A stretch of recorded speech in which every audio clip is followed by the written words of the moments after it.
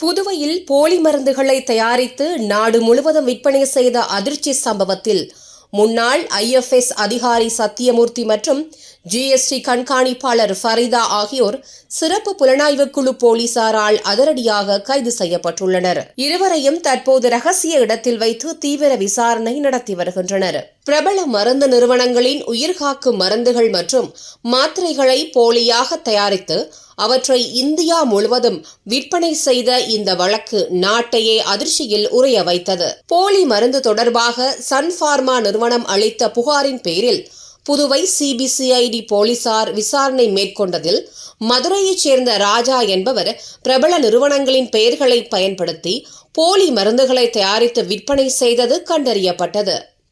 இதையடுத்து ராஜாவுக்கு சொந்தமான போலி மருந்து தொழிற்சாலை கிடங்குகள் மற்றும் அலுவலகங்களில் சோதனை நடத்தப்பட்டு 600 கோடிக்கும் மேற்பட்ட மதிப்புள்ள மருந்துகள், மூலப்பொருட்கள் மற்றும் இயந்திரங்கள் பறிமுதல் செய்யப்பட்டு சீல் வைக்கப்பட்டன. மேலும் புதுவை ரெட்டியார்பாளையம் ஜெயாநகர் பகுதியில் உள்ள ராஜாவின் வீட்டிலிருந்து போலி மருந்து தயாரிப்பு தொடர்பான ஆவணங்கள், பல கோடி ரூபாய் மதிப்புள்ள சொத்து ஆவணங்கள், வைர நகைகள் மற்றும் 25 சவரன் தங்க நகைகள் பறிமுதல் செய்யப்பட்டன.